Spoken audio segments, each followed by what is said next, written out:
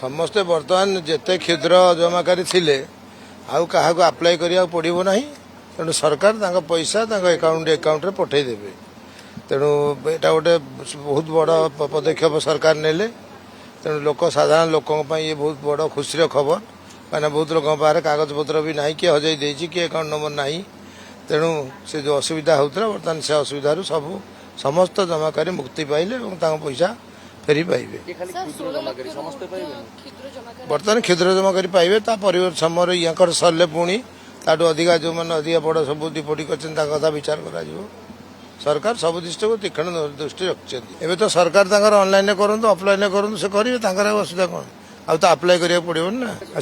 ରସିଦ ତ ଦରକାର ନାହିଁ। ଆଉ ତାଙ୍କର କ'ଣ ଦରକାର? କ୍ଷୁଦ୍ର ଜମାକାରୀ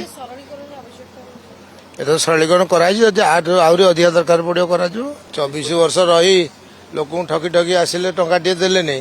ଭାରତୀୟ ଜନତା ପାର୍ଟି ଯେତେବେଳେ ଦେଉଛି 2 ବର୍ଷ ଭିତରେ ଜମାକାରୀଙ୍କୁ ଦେବା ପାଇଁ ବର୍ତ୍ତମାନ ସବୁ କାମ ସରି ଆସିଲାଣି। ତେଣୁ ତାଙ୍କ ଦେହରେ ଯାଉନି, କାରଣ ଆମେ ଯେତେବେଳେ ନାଁ ନେଇଯିବୁ ତେଣୁ ସେ କହିବାଟା ସ୍ୱାଭାବିକ କଥା।